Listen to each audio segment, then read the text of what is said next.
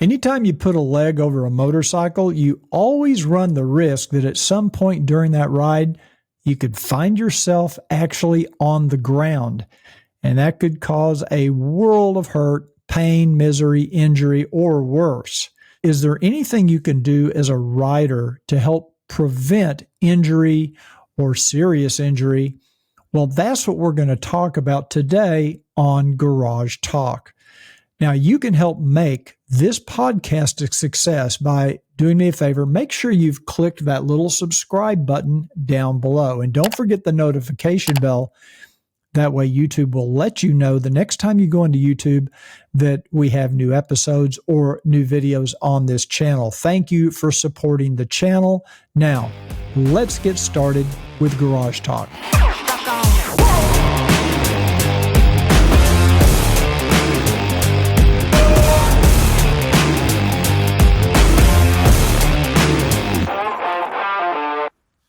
So I'm very excited today to have a couple of people that I've known for quite some time, but I've never actually met them in person. Welcome to Garage Talk, Kristen and Eddie Staggs. Welcome to the show. Hi, everyone. Chris. This is really exciting because in the lead into this show, I talked about rider safety, and every time you get on a bike, you just never know what can happen. And I really want to get into your business and your product line. But before we do, since both of you guys are riders, I want to talk to you a little bit about how you got into motorcycling in the first place. So many years ago, actually, this is how I met Ed. I worked for a Harley-Davidson vendor, company that used to sell appreciation programs for Harley-Davidson. When you purchased a Harley-Davidson, you'd get like a gift. So that's kind of my first entry into the motorcycle world. And then I took a break from that.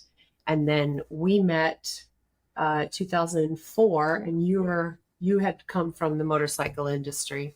My dad put me on a dirt bike when I was about 6. And so took up the dirt biking and the motocross and stuck with that, still doing it. Worked for Fox Racing for quite some time. Grew up with the Fox family in California. I worked in the shock industry for Fox Racing Shocks. From there, stint with Harley-Davidson. Got into the Harley thing a little bit. I've primarily mostly been a dual sport and motocross rider. Okay. My whole life. Never ventured much onto the street, but have done some of that. And since living here in North Carolina, have done some street riding, and she has a street bike, and I'm still I'm introducing my 8-year-old son to motocross, and so we recently got some new dirt bikes, and we're out. I read on your profile or on your website that, Kristen, you drive or ride a BMW. Is that correct? Yes. Yeah, I have a naked roadster, a G310R. Okay. And Ed, do you ride street bike or just dirt bikes? I don't. Did the Riker.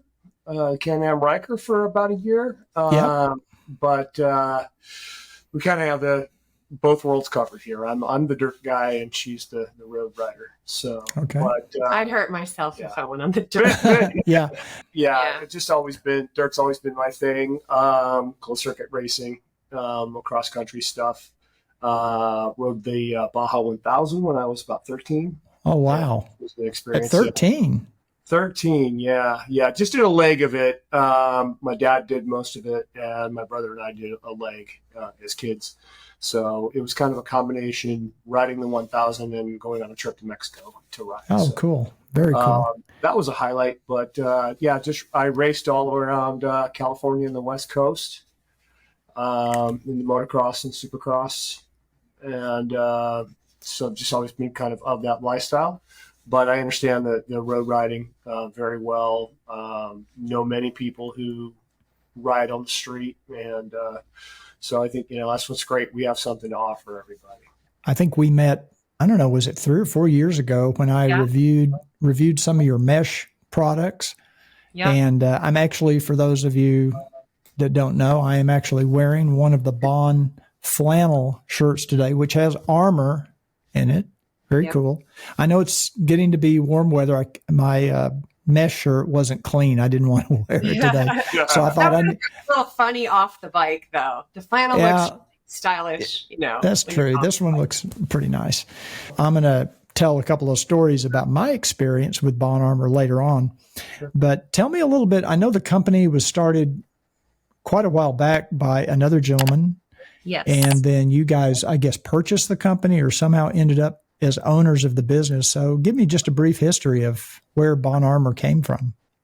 So in 1997, a gentleman named Paul English started Bohn, and he was a person that had lived over in England, came here in the early 90s and moved to Northern California. And in Europe at that time, they were wearing gear. Most Europeans are very gear oriented. And so when he came here, he just could not figure out why people didn't have armor. And at the time, it wasn't the same armor we had now, but it was still some padding between you and the road. But it wasn't until he took his first ride in Northern California when it was over 100 degrees. And then he realized, okay, now I get it. I get why people are wearing gear. So he wanted to have something that had armor in it, but he could wear out in hot weather. So that's where he invented Bohn. And it just kind of progressed from there. In 2016, unfortunately, he was getting kind of ready to retire, winding the business down a little bit, and he passed away from a stroke. Myself, I was friends with Lily, his wife. We had done a lot of volunteer stuff with the animal shelter and another nonprofit that we used to volunteer for. And she expressed that she was thinking that she would sell the business, that her family just couldn't keep it up. And so knowing that he was in motorcycling and probably, kind of wanted to get back into it, and we wanted to move to the East Coast. So it was a perfect opportunity for us to try to have something that was a little more mobile than the businesses that we had. And so we decided to purchase it. And so here we are 7 years later. Yep. Yep. Great. And you're located in Mooresville, North Carolina. Is that correct? Yes. Just north of Charlotte, about 20 just minutes. North of Charlotte. Yeah. Okay. Yeah. And why did you pick that area, just out of curiosity? Gosh, well, I'm originally from Rhode Island, and Okay. I love the beautiful, lush green, New England kind of look. And Northern California just wasn't doing it for me. It was a little too dry. Right. But I also didn't want to go back to shoveling snow because I remember what that was like as well. So this is a good in between, and we had a good friend that lived here. So it just kind of made sense. We have a young child, and we wanted my child to grow up with my girlfriend's kids. So it just made sense that we came here, and he liked it here. He loved it here. So we've been here several times Yeah. to visit these friends. And so this was the best of all possible worlds. It's kind of New England without the harsh weather. Right. Yeah, we love the green and the country, and it's just it's a wonderful place to live. And there's a beautiful lake right by here, which a lot of our customers come and they enjoy the lake when they're riding through. And I'm a big water girl. So for me, it was important that we live near some kind of body of water. Mhm. Yeah. We don't live on water, but we live near it. Very close.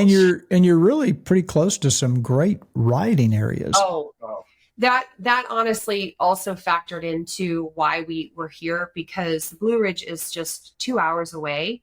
Asheville, Boone, just a lot of beautiful getaways, weekend getaways. We have a lot of customers that come down from Canada, New Jersey, New England. They come up from Florida, and they usually stop here kind of as a, hey, I want to go visit y'all. But then they go over to the mountains, and it's just perfect. This is the best place to be for us to be able to access the most amount of our customers. Mhm. Yeah. That's interesting, because my last podcast was with the director of operations with Southern Honda in Chattanooga.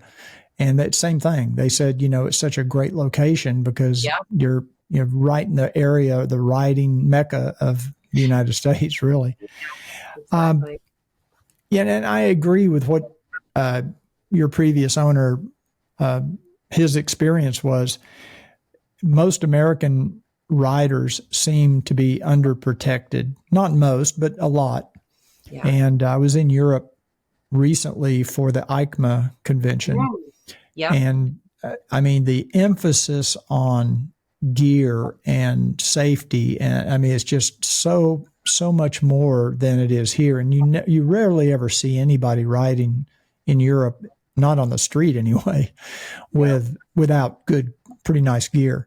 Yeah. And so that brings me to your product and your business. And you do, I guess you do actually have a store or a retail outlet there in North Carolina? Yeah, Okay, great. At our office here, there's just a little showroom that customers can come in, kind of loosen up a little bit, get some water, go to the bathroom.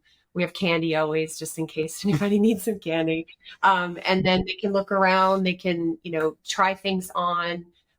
There's no pressure. Come in. We want you to get the right fit, even if you go home and order it or you don't ever order it. We just want people to be comfortable and make sure that they're putting some armor on their body. Yeah, it's a great way for people to get their hands on the product, get the feel of it, and actually try it on. So it's worked out. When I reviewed your product, the first product I reviewed was I think it's the Cool Mesh. Is that correct? Yeah. Cool Mesh. And for both under the jeans, you could wear it under, and that's what impressed me about it is you almost didn't even feel like you had it on once you put it on, but yet it had the armor and it fit tight enough to where it keeps everything close to your joints or your body. Yeah. And it was so cool. You could wear it under your jacket. You could wear it under a shirt. I guess you could. I always wear a riding jacket, but if I wear jeans, I like to wear the bottom pants under the Cool Mesh in the summertime. And then you have others for other weather conditions too. But tell me a little bit about that product, because I still to this day think it's one of the best products you've got. Well, we appreciate that. It has been the biggest selling product as far as pants go in the US, because it is something that you can wear with anything you have in your closet. So I tell customers, Bohn is one of those things that everybody should have, because it really gives you no excuse to not wear armor. Mm-hmm. Doesn't matter the weather. You can layer on top of it or you can unlayer, and you always have armor that's close to your body and in the right spot. So a lot of our customers are BMW customers, surprisingly, and they are at Gap. Those folks, they wear gear all the time. They're loaded up with their climb gear, but they love our armor because it fits so snugly to the body, and it always puts the armor in the right spot. And so they will actually peel armor from their clothes that they purchase and put our base layer on as their base layer product. And that, there's a lot of customers that we get that are averse to the heat, and they will wear just a t-shirt and a pair of jeans, and they know they need more. They know that they need more. And there's really kind of no excuse to not wear anything, because Bohn is like wearing a t-shirt. If you were to wear it by itself, it's like wearing a t-shirt. Mm-hmm. And then at least you're covered in those strategic spots, the areas that you're most likely to have an injury, which is that arm, elbow, hip, knee, shin, and then of course your back, and then obviously your head. You want to always protect your head. One of the first things I saw or was impressed with was these mesh shirts that you have that have the armor in them. Mm-hmm. One thing I like about it is they come in a variety of colors. Yes. And I love the real bright yellow because of visibility. Yeah. And now, I mean, you've expanded your product line incredibly since we first met. As far as now you have the flannel shirts, you have all kinds of other gear. Tell me a little bit about the newer products. So when we bought the business 7 years ago, there was only 4 colors in the AirTex. And one of the things I realized, especially being a woman, that we want what we want. We want color, we want fashion, that it's moved away from being this black, white, and high vis to people want reds, they want purple, they want different colors. So we expanded the colors in the AirTex first. And then we realized that our customers wanted more from us. So we've talked about this, Chris. We manufacture all of our bodyguard product, which is this here up in Oregon. And we've always wanted to try to keep our manufacturing here in the US. And quite frankly, we've tried very, very, very hard the last 7 years to keep it all here. And so far, so good. But in order to expand our line to the flannels and other products, we've had to move out of the country, not China, but we've had to move out of the country because there is nobody that sews this kind of product here in the US that has capacity. Right. So, there might be some people that do, but then you have issues with capacity, or you have another issue where someone has capacity and they don't have the right needles or the right machines or the right cutting tools. So it's been a bit of a challenge to expand it. We are working with a new company out in LA. I think I was telling you before we started, we're working on some new products, and I'm flying out there in a couple weeks to work on expanding that. We're hoping to possibly bring the flannels here to the US if we can, fingers crossed. That would be a desire of ours, but we definitely want to expand. We have some really new, exciting things that have been kind of on the docket, but again, it's just the sewing. We just have to find a company that can sew and manufacture at a consistent rate so that we're not stuck on everything all the time. I can only imagine the challenge of getting, especially with all the supply issues now. And I'm sure you've experienced some of the supply chain stuff. COVID was a challenge. To say the it least. was for everybody. It has the supply chain has eased up a little bit. It's more that our manufacturing has just gone overseas, and it's not that the manufacturing's bad overseas. It's just you lose a little bit of control and quality. And one of the things that I think sets us apart from a lot of other companies is that we have customers just coming back to us after 25 years to replace a fabric shell, which is the fabric portion. It just lasts forever because the stitching is beautiful. The quality is good. The fabric we use is good. And that you lose sometimes a little bit when you move overseas. And so that's been, it's important for us to keep that quality the same so that we maintain our brand integrity. Exactly. And I know that a lot of motorcycle riders really do prefer to do business with American businesses, which you are. And so that, I think, is a huge plus. I would like to ask you a little bit about the level 2 armor, which was introduced after I started using your products. Yeah. Tell me a little bit about level 2. So level 2, for those who don't know in your audience, is the highest rated armor you can get in terms of impact protection. It will basically take the impact of a fall higher than level 1.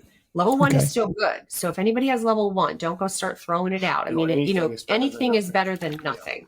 But level 2 is going to take that impact much better than a level 1 protector.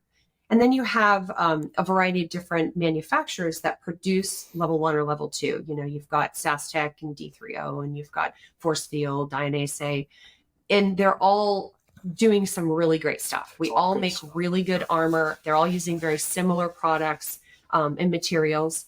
And, we chose SaskTech as our manufacturer in Germany because we really liked their integrity. The quality that they put out is impeccable. We like the ingredients that they use in the armor. We like that our armor is a repeat use. So so many of us have done this where we've, 15 miles an hour, we somehow have an off and you can get back up and use that armor again. You don't need to replace it. So that's important to us too. So the level 2 is great. And there's so many new different types of level 2 armor. You've got your standard molded. Now you've got the new thinner sort of triple flex, which is what SaskTech uses. There really just isn't any excuse to not wear something between you and the road now. It's so comfortable. I've got a couple of testimonials about the level 2 armor. I'll share with you real quick. I cheated and replaced the armor in my Olympia jacket with your level 2 armor, which I could wear your product underneath, but I just went ahead and replaced the armor with a set of the level 2. Yeah. And great. And because it's lighter, it's more comfortable, it's very flexible. I just really like it. I got off the bike one day and I was in the garage and I was walking next to our car and I had some boxes piled up in the garage. And I actually tripped over one of the boxes and I came down hard with this forearm on the edge of the fender right there where the hood turns into the fender. And I mean, all my weight went on. It actually dented the fender. I had to get the car repaired. Oh, man. And I never felt a thing. I didn't have I didn't have a bruise. I didn't have, and I'm delicate. I mean, I could bruise if I rub up against something. The other experience I had was when about a little over a year ago, I don't know if you were aware that a semi backed into my motorcycle. Yes, Yeah. we saw that video. Well, I took a tumble off to the right-hand side, and I kind of landed on my elbow and shoulder. And of course, I had the armor in the jacket, and no repercussions from that. That morning, I forgot to put on the Bohn Armor pants. So all I had on were my jeans, and I had a huge bruise on my hip. Yeah. So had I remembered to put the Bohn Armor on underneath the jeans, I doubt that I would have had any evidence. And the important thing to remember, I think you'll verify this, is you don't have to be going 10 or 20 or 30 miles an hour to get injured. You can just fall over at a stoplight, hit some gravel as you're coming to a stop, and you can really sustain some pretty serious injuries when all of your weight is going down on asphalt. Absolutely. And the older we get, the harder we fall. Exactly. And it's And harder to recover from those injuries too, yeah, I don't bounce like I used to. No, we don't. So, Yeah. no, that's fine. It must be very gratifying. I'm sure you've heard a lot of stories from your customers where they've had experiences and your product has saved them some serious injury or even worse. So what can you say about that? Definitely too many to count, which is wonderful. It's awesome because when you're doing something, you're making something that is of value to people when they're riding, especially when it comes to their personal safety. It's gratifying to know that you get those results with people. And you don't ever want to hear about crash stories or people going down. That's not the idea, but it happens. And so when it does, to get these kinds of success stories or people's injuries being lessened or prevented altogether, it makes us feel like, we're really making a difference. Yeah. Right. By offering the quality of product that we do. We get probably 2 to 3 testimonials a week. Oh yeah. Just, random experiences. I mean, we just had one 2 days ago from a guy who had a pretty serious crash and walked away and he just says that if I had not had those pants on, we get the stories, folks will call us and they need to replace their shell because the paramedics will cut it off of them. Right. So that we usually get, and we're terrible. It's my fault about putting them on the website, but we're going to work on that. I don't want to brag. Yeah. Right. But we do not, one of the things that folks always say to me when they call up is they're like, I read your testimonials and your reviews, and we do not filter. So what people send us is what we put up, and what they say is what they say. So we want to be truthful and we want to have integrity. So, but yeah, we do get quite a few people that have had multiple successes with their Bohn gear on. Even folks that ski. We even have folks that wear it skiing. Yep. And we've gotten new customers now that are doing one wheel and skateboarding. We have a lot of mountain bikers that use our shirts and our shorts. Mm-hmm. So it's a lot of different industries that people will call up and tell us stories that they, fell and they need to replace it for whatever reason. Yeah. Right. That's interesting. Tell me a little bit about Kevlar and what part it's playing. I noticed some of your products now are using Kevlar. Yeah. So Kevlar is very similar to what people in the past have used leather for. It's that sort of abrasion layer between you and the road. Kevlar is very strong. There's different levels of Kevlar. There's different weaves of it so that, you can get a thicker Kevlar and a little bit of a thinner Kevlar. Most folks are using like a 250. I think it's called denier Kevlar, which is what we use. And it's just going to help you with any kind of road rash or abrasion resistance in the garments. Ideally, we'd like to try to find a fabric that is can breathe a little bit better, because Kevlar can be a little warm. And that is challenging, especially because our customers tend to come to us because they're hot and they want a cool layer. So we are working on that. I call it a unicorn fabric. Doesn't exist. Something that can be dyed, can be stretchy, can be, a mesh layer. It's a tough fabric to find, but we are working on it. Yeah. And our customers too, you know, as we age, we don't all look like Brad Pitt anymore.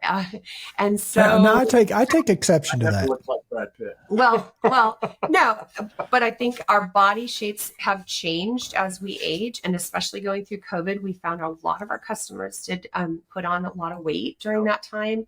And, you know, the older we get, 50s, 60s, it's harder to keep it off. And, you know, standard motorcycle gear is kind of built for Brad Pitt, and it just doesn't really work if you've got a little bit of a belly.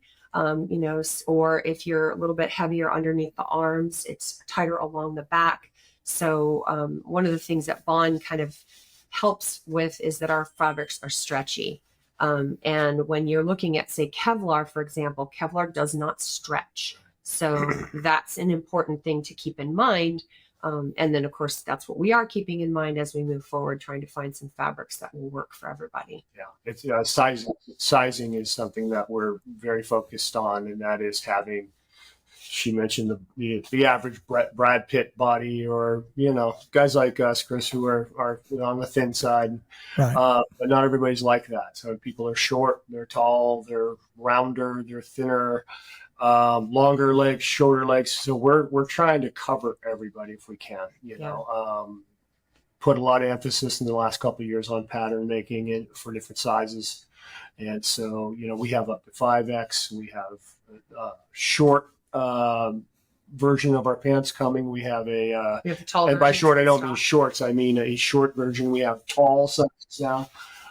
So we're really trying to get everybody who wants to ride and who wants to be protected to have something that will fit them nicely and be comfortable and protect them. So, yeah, if you've got a guy who's 6'8", you know, chances are he has not been able to find a pair of motorcycle pants that have armor that line up with his knees. And so we have a tall version of our pants now that allow them to wear any jeans that they have in their closet and still have that layer. Right. Again, you know, kind of going back to what we said about production, it's just been, you know, our sewer in Oregon is wonderful. We've used him for 25 years, but he's at capacity. He can't sew much more for us. Right. So that's been moving those sizes into our line has been challenging. And I know there's a lot of you out there that have been very patient with us, and I appreciate it so much, but we are going to have quite a few sizes available this summer, and we're excited for that. So get on the list if you want to be on the list. I promise I won't forget you. And I've been asking everybody that's been on the show so far the same question. After COVID, what have you seen transpire business-wise? Because I think the whole industry just kind of suffered. I was kind of insulated from it because with a YouTube channel, a lot of people were staying home during COVID and watching YouTube videos. So my YouTube channel actually grew, and sale of my videos grew. But most people, that wasn't the case because of supply chains and everything else. So how do you see the business moving forward now? Is it recovering? Internally, during COVID, things were difficult. You know, the movement of product and just supply chain stuff, getting things from, you know, components that we get from overseas, things like that. But people, at first, we were a little bit worried. Oh, those first 3 weeks. But yeah, we looked at each other and said, but then something amazing happened. Business exploded. And I think it was people finally figured out that, okay, I can't go to work. I'm going to get on my motorcycle and go ride. Yep. And things just took off, and which was great. As far as moving forward, I think things have normalized to the point where I'm not noticing much anymore as far as the things I did experience during COVID. You know, there's been a shift. A lot of people, for various reasons, aren't using ocean freight as much as they were. So it's gone to more of an air freight model, which is fine because the rates have normalized, and in some respects, it's faster and cheaper. So there's a little of that. But as far as the world and how it's affecting us, there's really not a noticeable effect anymore. I'd say we've definitely seen it in our costs. our costs have increased. Our costs have increased, which tremendously. is difficult because we've We've strived not to raise changed our it, pricing. And, Yeah. But certainly she has her pulse more than I do on the other manufacturers and what they're charging and things like that. But Well, and a lot of other costs are going up too, electricity and utilities and just general what it takes to be in business, insurance rates, everything, so it all plays into it. I've experienced it here. I've had to raise my prices this year and I didn't want to, but I didn't have a choice. I don't think we have, just nominally here and there. Well, when we went to level 2, we had to. Yeah, well, the level 2, because it's a more expensive product Yeah. to produce, and there's a value to it. But as far as the price of our shells and shirts and other components, we've really, really worked hard to keep those normalized. As far as COVID goes, I really think that COVID brought a whole new resurgence to the motorcycle industry, in my opinion. I talk to every customer. I'm a little bit of a control freak when it comes to that. And I really feel like, we've grown and the women have grown tremendously. There's just an incredible amount of women that came out of COVID that said, I want to ride. Mm-hmm. I think a lot of, dads who had been riding before when they were younger and they took Right. some time because they had kids and lives, they've kind of come back to it now. And now they're introducing their young kids to it, especially the guys.